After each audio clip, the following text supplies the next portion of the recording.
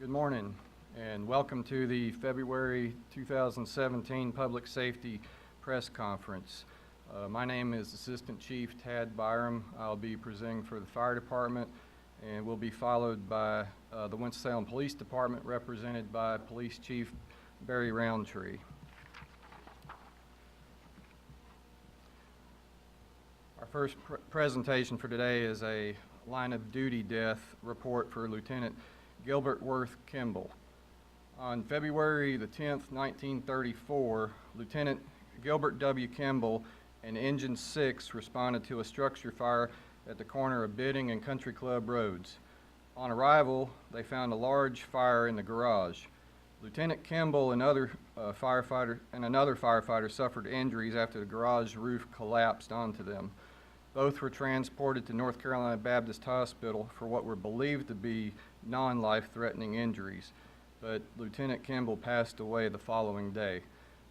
Please join us in a moment of silence for our fallen brother.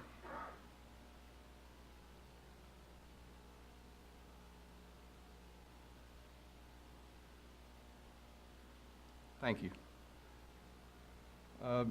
One piece of news from the Winston-Salem Fire Department. We're looking forward to starting Recruit Class 24. That class will begin on February the 27th, and we have 40 new employees that will be welcoming aboard on that day. In addition to that, we are planning to open up the hiring process again in March, and the plans are to hire Recruit Class 25 somewhere between August and September. Okay. I'll now turn over the podium to Winston-Salem Fire Department Senior Community Educator Sabrina Stowe.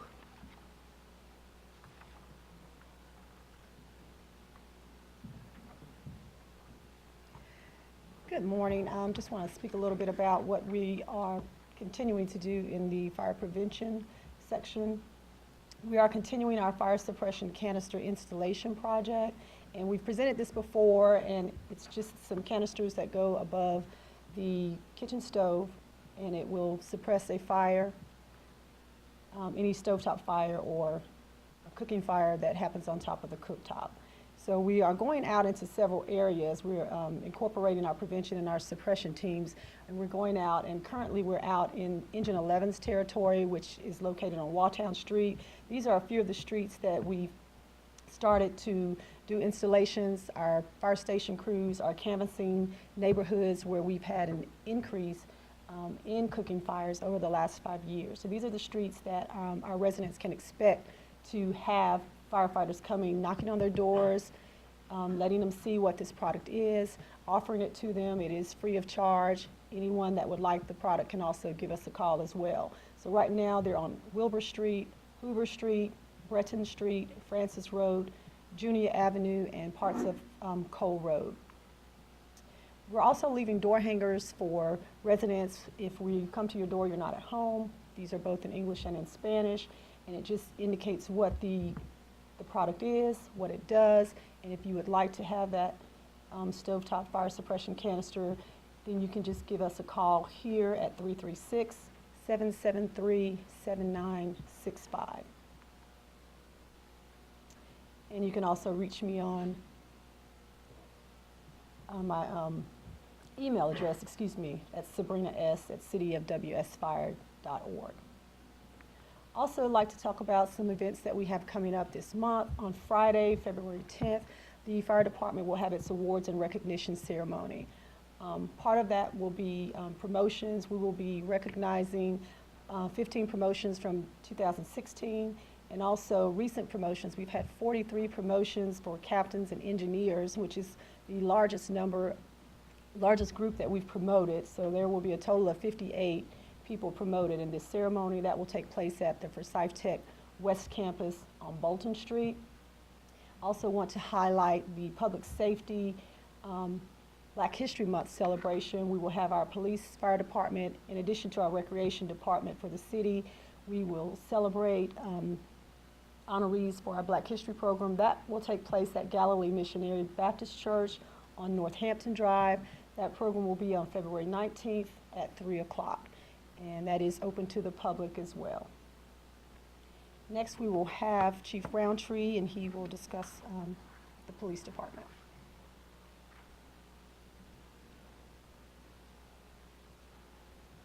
Good morning.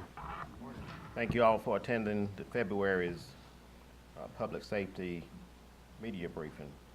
I am Chief Roundtree from the police department.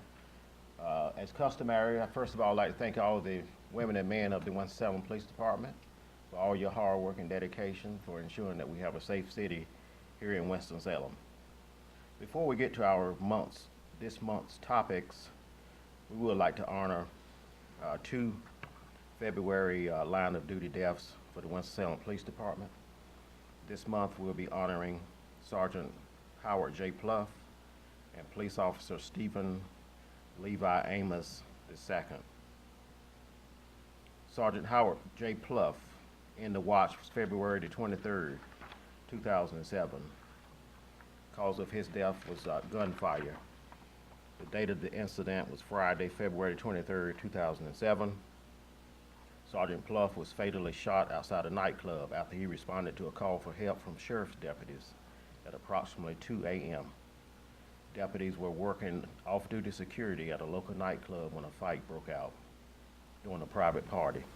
The fighting moved outside the club and several shots were fired, one of which struck Sergeant Pluff. He was transported to a local hospital where he succumbed to his injuries 21 hours later. The suspect was apprehended and later charged.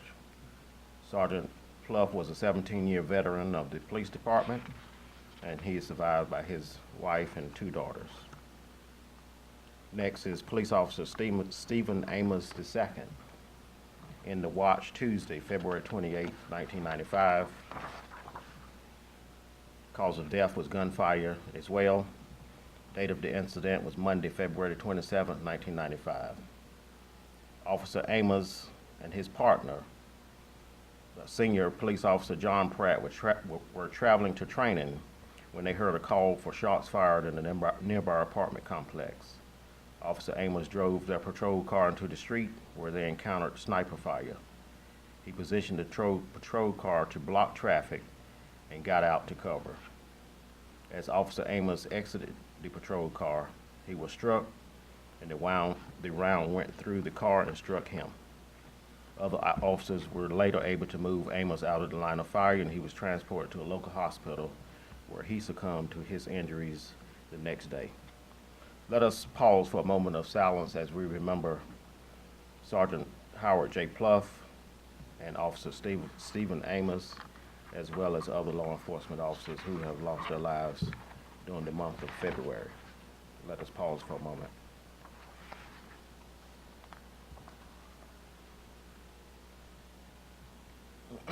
Thank you. Our topics for today will include crosswalk safety that will be presented by Officer Mitchell. District Investigator Corporal Griffith will present. Also, we will have a topic of robberies by Lieutenant Mike Caldwell, and then recruiting by Sergeant Reedus. And I'll come back and finish up with some general information and updates. Officer Mitchell.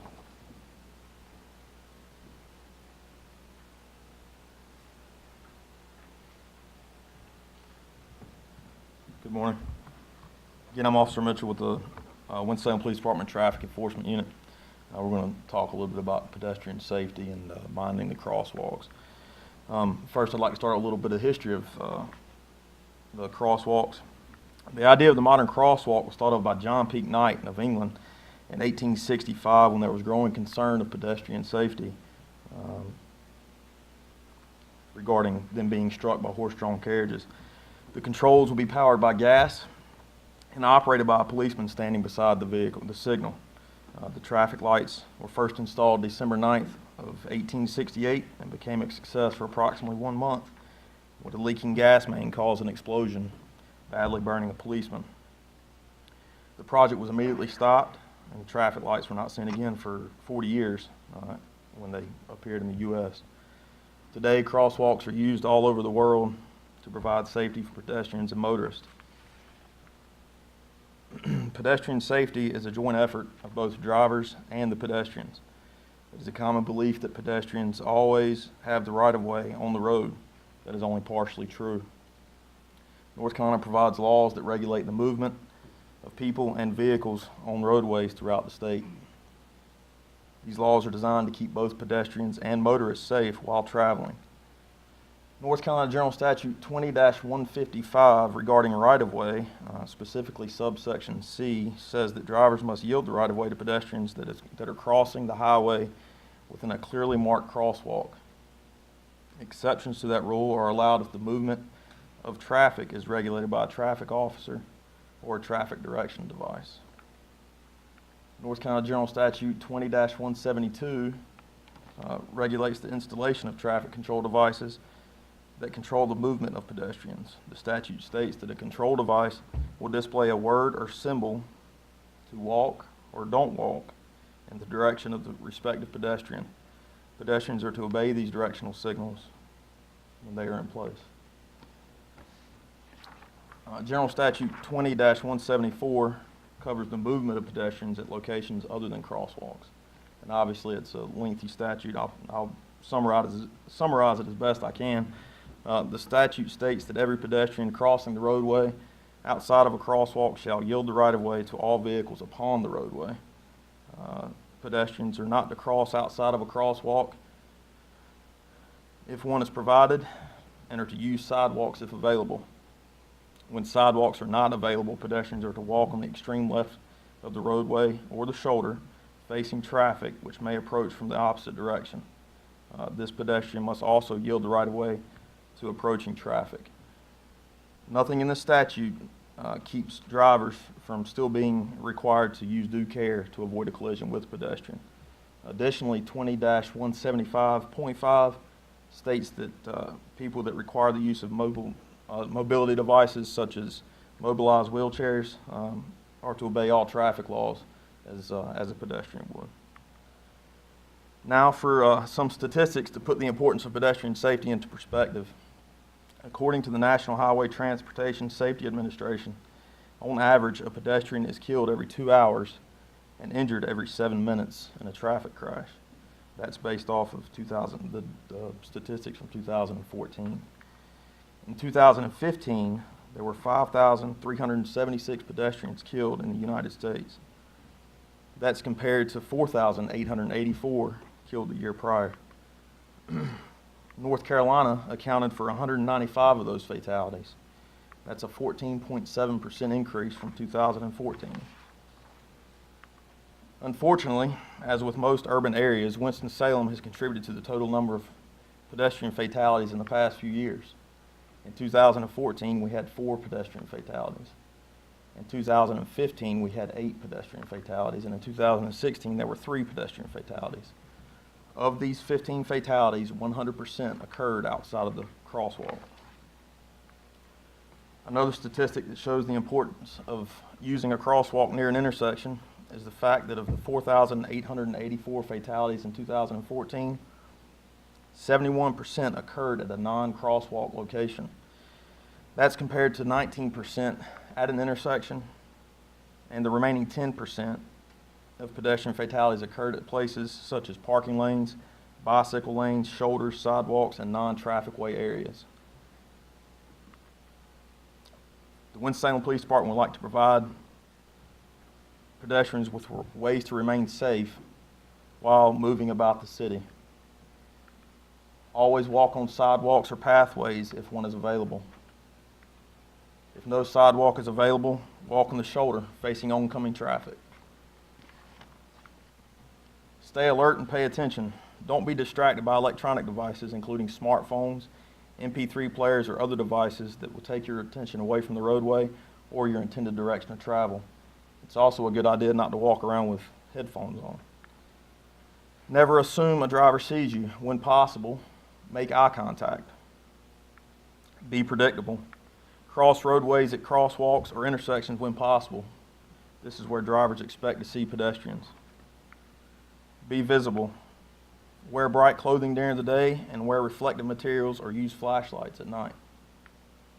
As mentioned earlier, pedestrian safety is a two-way street and requires drivers to also be safe while operating on the roadways. Drivers are reminded to look for pedestrians everywhere. Pedestrians may not be where they should be and may be hard to see.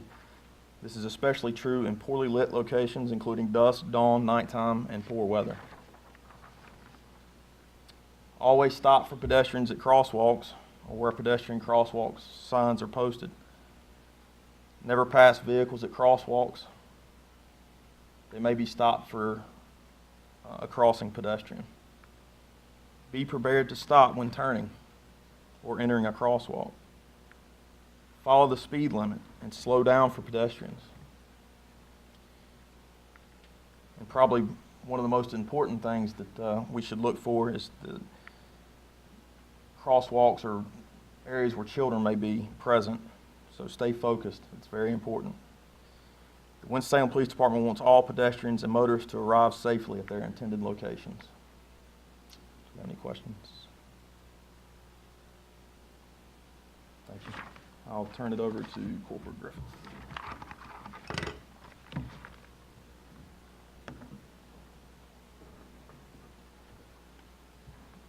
Good morning. I'm Corporal Griffith with the Winston-Salem Police Department. I'm currently assigned to the Field Services Bureau Investigation Division. I just wanted to go over a little bit today of what we do as a FSB investigator. Who we are. The city's divided up into 3 districts. District 1 covers downtown and the north side.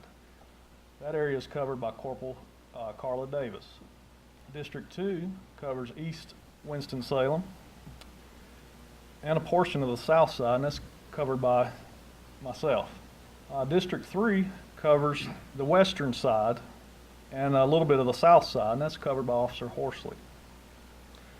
The primary responsibility of these 3 investigators is to investigate all auto break-ins, larceny of motor vehicles, and organized retail thefts, and also follow up on cases for patrol officers. We also assist other agencies that need our assistance in this city, such as the North Carolina Division of Motor Vehicles, Forsyth County Sheriff's Office, Kernersville Police Department, and in any agency that may need us. Also, the District 3 investigator, Officer Horsley, he conducts monthly meetings with loss prevention agents from local businesses in an effort to identify and solve retail thefts. This monthly meetings prove beneficial in the identification of offenders. FSB investigators investigate a wide variety of crimes and quality of life issues. They differ from detectives due to the wide range of cases that we handle. Some cases may not meet the detective's referral criteria, but may require a little further investigation, and that's where an FSB investigator may step in and assist. The case may lead to a development that goes over to a detective. We work with a detective and turn that case over to them. There's a couple of examples, or a few examples, of the cases that we've worked on in the past year. One example is the night shift officers located a shooting victim over at the hospital around 5 a.m. They then learn of a locked, closed crime scene at 6 a.m.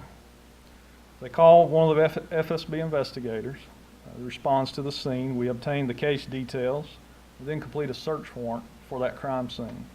We stayed at that crime scene about 9 hours, had it processed, and during that time we interviewed additional witnesses, and a little more investigation, and we wrote that up and sent it on to the night shift officers that were handling the case. Another similar shooting incident occurred at a business during the night. One of the FSB investigators was asked to go and obtain the video when the business was open. While obtaining the video, a suspect is then identified and warrants were obtained. We then worked with other agencies and we located the suspect in Indiana. The person in Indiana was taken into custody. FSB investigator responded to Indianapolis to search the vehicle of the offender and to conduct an interview of the suspect. Another case, one recently, as a gentleman was sleeping underneath a bridge. He was located by a patrol officer, severely beaten. The victim is taken to the hospital and no leads are developed at that time. FSB investigator Horsley then responds and locates video from the only open business in that area. Through that video, 5 suspects were identified, located, and interviewed. Confessions were obtained and the charges were brought against the suspects. Another case, North Carolina Secretary of State's office may get a call of counterfeit merchandise being sold. In this case, they got a complaint of otter boxes being sold from a local business. We respond there, locate the counterfeit goods, seize the merchandise, and charge the dealer. Another case, patrol officers respond to a shooting and learn that the entire incident's on video. However, the owner of the video is reluctant to turn it over and refusing to turn over a copy. FSB investigators then obtain and execute a search warrant to seize the video system. While they're doing the search warrant, they locate an additional firearm. Another case is numerous 911 calls are made from a disposable phone. The caller would normally call in a shooting at a park. Officers would respond and never locate anything. Patrol officers suspected it may be a man who lives in the area. FSB investigators learned of this information and learned that their suspicions were true. This male was located, interviewed, and he was in possession of the phone that was making all the frivolous phone calls. A couple more cases. Mount Airy Police Department detectives had a vehicle that was used in a breaking and entering up in their city. FSB investigators located the vehicle in this city. That vehicle happened to be stolen from Kernersville. Surveillance was conducted on that vehicle, which led to the recovery of 9 other stolen vehicles from dealerships. The offender was identified. He had just gotten out of prison after 34 years for the same crimes. He's currently been sentenced to 25 additional years and has 2 more cases pending in other counties. And the last one is Greensboro Police handled multiple auto break-ins over in their city. A piece of the equipment that was stolen from one of the vehicles had the ability to be tracked. A WSPD patrol officer responded to that location and recovers the stolen item. The offender is arrested, interviewed by FSB investigators and Greensboro Police Department. It is then learned that there's additional items inside the offender's home. A search is completed and additional items are located along with 2 firearms. A little on the 2016 stats that we did this year, just the 3 investigators. We conducted 297 follow-up case supplements, 113 self-initiated investigations, 162 arrest warrants were obtained, 13 search warrants were obtained and served, along with 1 court order and multiple record subpoenas. During 2016, FSB investigators seized and recovered $250,257 worth of stolen or counterfeited goods. All 3 investigators have attended specialized training on counterfeit goods and maintained their sworn status as a task force officer with the North Carolina Secretary of State's office. The 3 investigators are on call 24/7, and we strive to assist patrol any way we can. The 3 investigators are dedicated officers who work tirelessly to solve crimes and assist others. They work closely with patrol officers, detective division, and other city departments to improve the quality of life issues in Winston-Salem. I can speak for all 3 of us. I'd say we've enjoyed the diverse cases we investigate and enjoy our careers at the city of Winston-Salem. Any questions?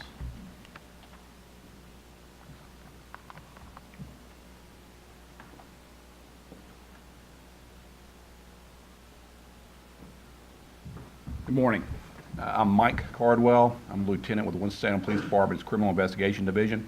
I'm going to speak with you briefly about a rash of convenience store robberies that we've had that are related, and then just a few tips for businesses on what they can do to kind of prevent or deter those type of robberies and what to do in case of a robbery. We do have a short video of one of the robberies to give you an example of how this group is operating. We've released several videos and pictures over the last couple of months in hope of prompting some tips, but I have copies of those videos if you need a copy tonight for the media. Basically, starting at December 20th of 2016 through January 23rd of 2017, we've had 10 convenience store robberies in Winston-Salem, and we've identified one that occurred in Archdale. In all of these robberies, 2 black males entered the business armed with handguns. One typically kind of covers the entranceway and watches as the second individual goes over the counter and retrieves money.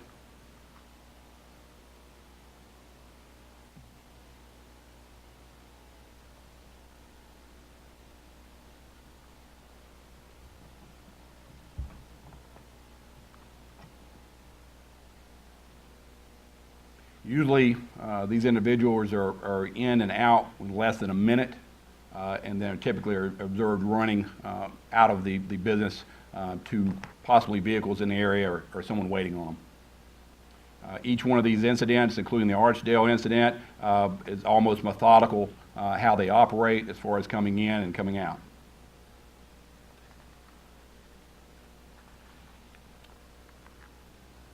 This still that was taken from one of the robberies of the JB Food Mart. We've previously released to the media, but it's probably one of the better pictures that we have of one of the suspects. We're hoping that the community is going to recognize these individuals, so we're taking every opportunity we can to put these photos and videos out to the public.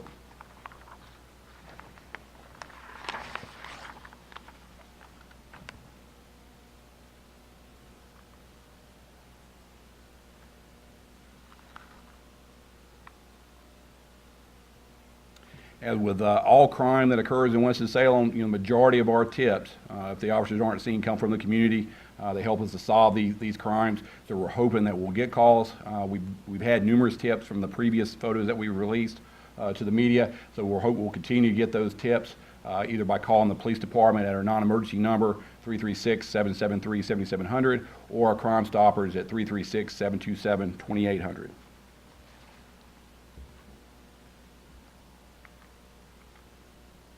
Now, just a few basic tips, and I've also included to give out to the media in case you needed a more detailed overview of recommendations that we have for business owners when we try to deter convenience store robberies, and then what to do if there is a robbery.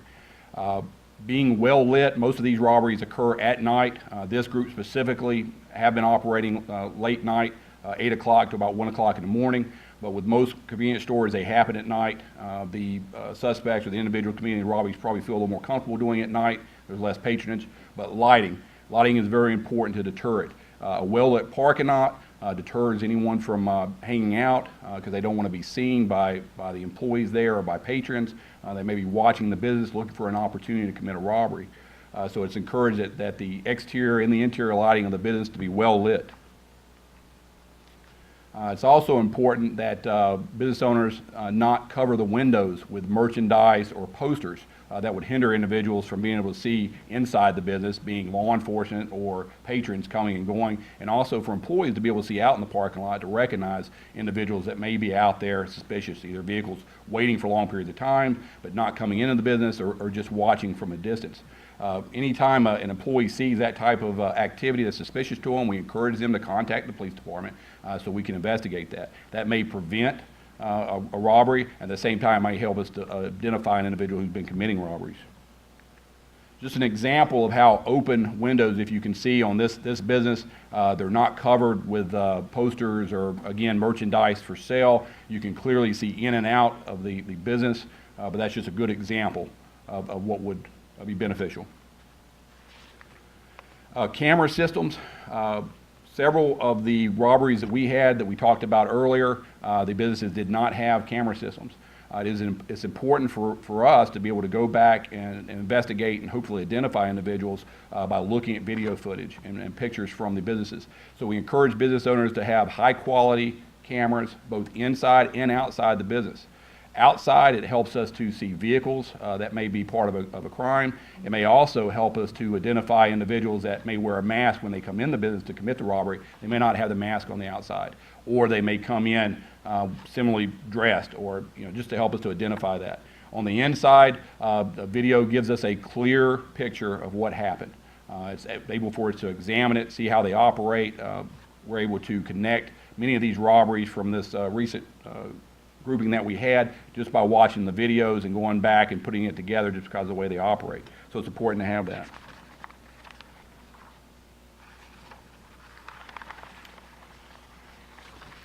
Employees, employers should consider that their employees be trained and that they discuss what to do in case of a robbery.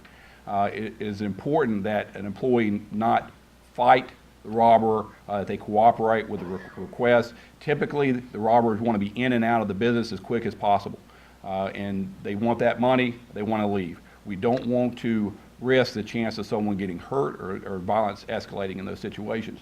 So it's important for employers to talk with their employees about it. At the same time, taking some basic steps of not keeping large amounts of currency in the register during the day, because we don't want someone watching how they operate to pick a business because they're noticing large bills or large amounts of money in the register. So many drops, no large bills throughout the night. At the same time, during a robbery, try to remain calm as you can. Try to focus on as much details as you can. It's important for police officers when they arrive to a scene like that to be able to give a complete description of the individuals and any vehicles that they might recognize so that officers responding to the area can pick up on those signs. So it's important to stay as calm as possible, try to focus on gathering as many details as you can. That includes notifying or observing tattoos, birthmarks, or anything distinctive about the individual. Are there any questions? Okay. I'm going to turn it over to our recruitment sergeant, Ritas.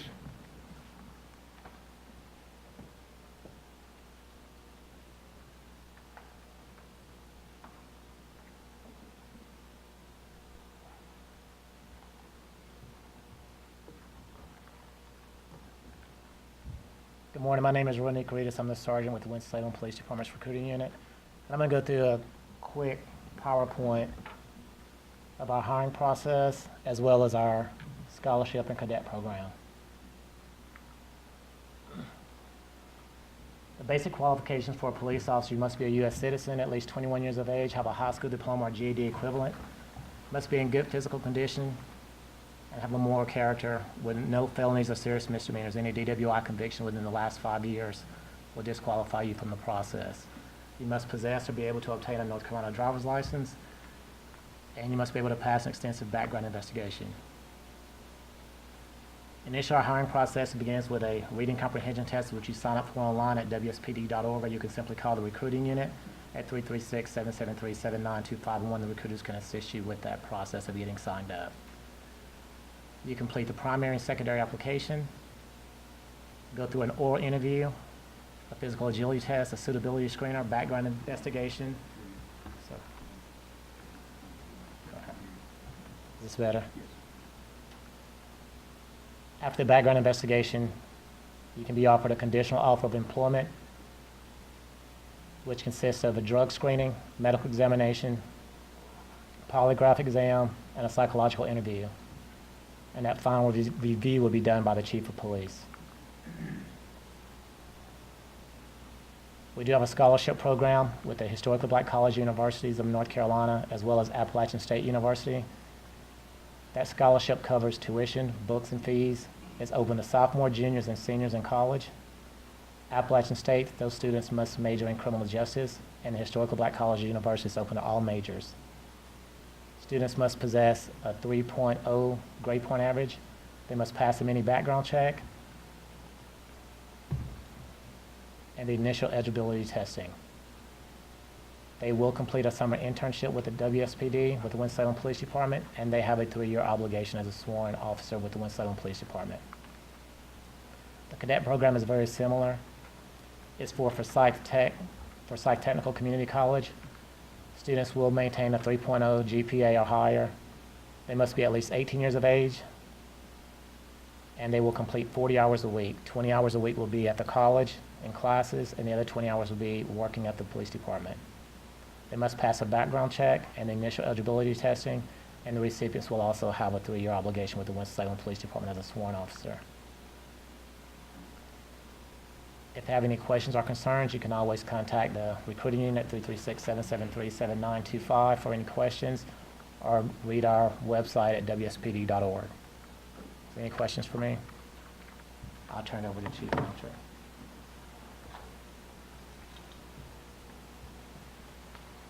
As we come to a close, I just wanted to highlight a few upcoming events and updates for the police department. We are starting our Citizen Police Academy. Let's go to that one first. Okay. Our Citizen Police Academy will start April the 6th. It is a 13-week program. It's open to any individual to participate. Anyone that's interested in participating in that program, you can contact the police department at 336-408-8126, or you can complete an online application at wspd.org. We do have an event coming up this Saturday. It's Cops versus Docs. It's a hockey game to raise money for Special Olympics. It will be held at the Fairground Annex Building at 7 p.m. and there is an admission fee for $5. This is a great event, and again, it's raising money for Special Olympics. As the fire department mentioned, we do have a public safety Black History Month program that will be held on February the 19th at 3 p.m. The location is 4129 Northampton Drive at Galilee Missionary Baptist Church. And the last event that I wanted to highlight is the first ever regional polar plunge. And that also raises money for Special Olympics. That will be held on February the 25th at Wet and Wild in Greensboro. Are there any questions related to the topics that we talked about here today?